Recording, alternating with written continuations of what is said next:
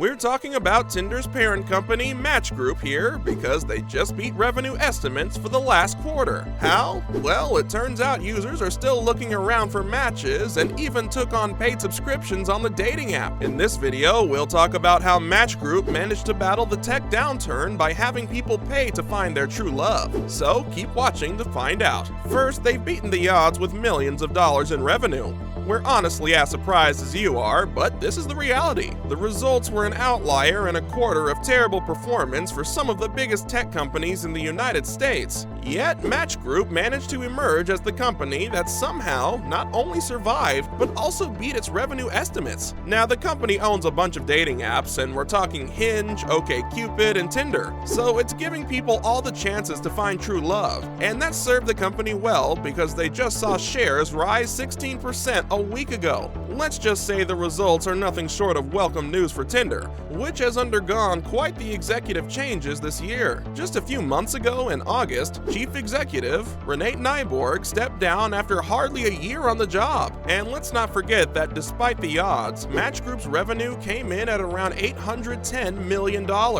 And that's just for the 3 months up to the 30th of September. Plus, the average analyst estimate for these 3 months was about $793 million, so they've exceeded that by quite a margin. And on the other hand, the company forecasted flat revenue growth for Tinder in the upcoming quarter. Following up, let's break down the success for you. Now, Chief Executive Bernard Kim and Finance Chief Gary Swidler warned that a weakening global economy would impact Match's brands with lower-income consumers. Moving on, the number of users paying to use Tinder jumped to 7%. With revenue growth of 6%. And all that was because they brought back a feature that lets people use the app on their desktops. Plus, Tinder offers 3 tiers of its paid subscription service. So while users can get features like unlimited likes or such, some tiers can even let users see who liked them.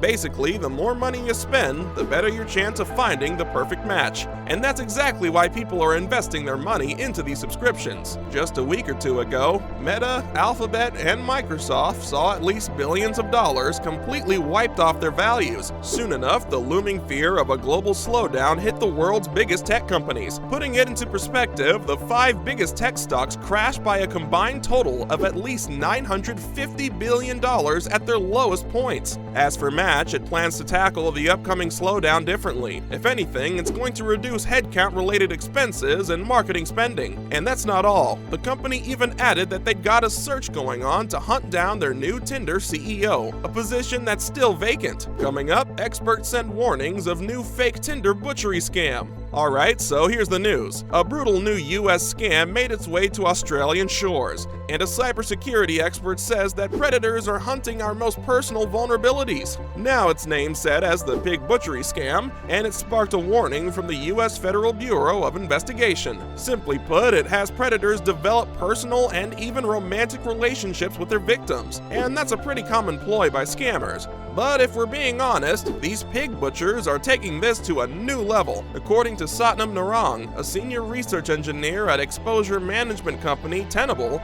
these scammers are in it for the long run, or should we say long con. They're going to be out there spending weeks just on one target. No cheating on targets here. Plus, Narang said there's a huge number of Australian victims out there. Basically, they will use social media and common dating apps like Tinder to talk to their victims for a few weeks. Then they're going to mention a sort of investment. We know, it's giving off the Tinder swindler vibes hard. So you probably guessed what's next. They're going to try to get to know you, take an interest in your hobbies and whatever you like.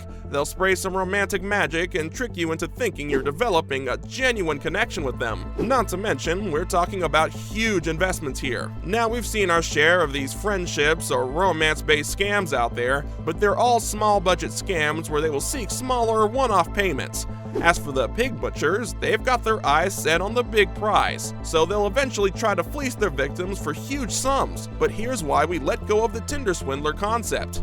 Because they're not going to rely on bank transactions or traceable cash, they're going to go for the crypto investments. Now, if you think about it, cryptocurrency is starting to get a lot of traction. And let's take Australia, for example, with their new release of Coinbase. At least there's a huge appetite for cryptocurrency. That's what Narang said. It's a pretty elaborate approach rather than just dipping their toes for a smaller amount. These are pretty huge investments that we're talking about here.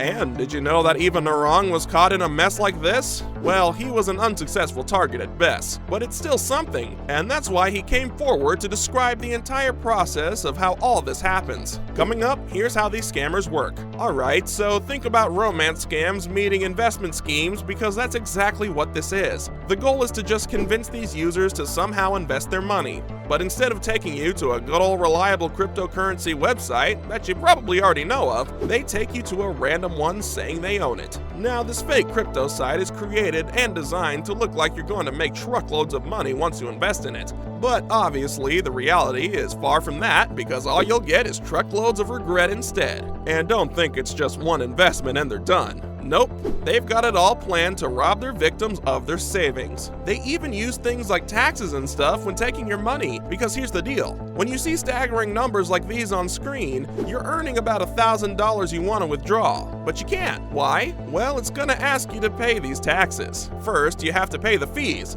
but then it goes on from there. Narang said losses of up to $200,000 were, sadly, pretty common. What's more, it seemed like a perfectly timed romance. Alright, here's something to think about. As the world comes out of the COVID-19 pandemic and moves on with regular life, people's need to connect has bounced in too.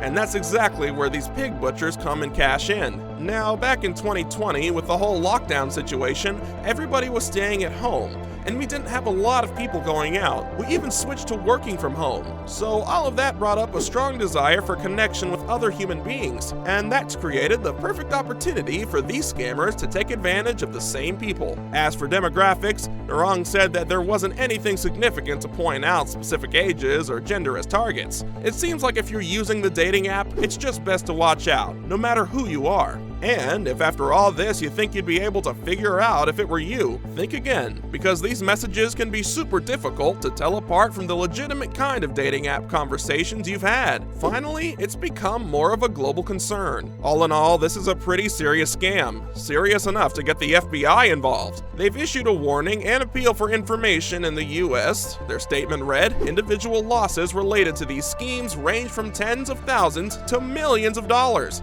Adding to that, an ABC report back in September even linked this to a Cambodian slave trafficking operation last month. Yikes. It found thousands of young people across Asia were trafficked to Cambodia and forced to carry out these online scams. And they even found the operations attracted unsuspecting workers from Indonesia, Taiwan, Vietnam, Thailand, Malaysia, and Myanmar. So far, if we're talking about combined losses, at least 780 Australians lost over $23 million to these scams. In short, other than all the red flags out there, watch out for the biggest one.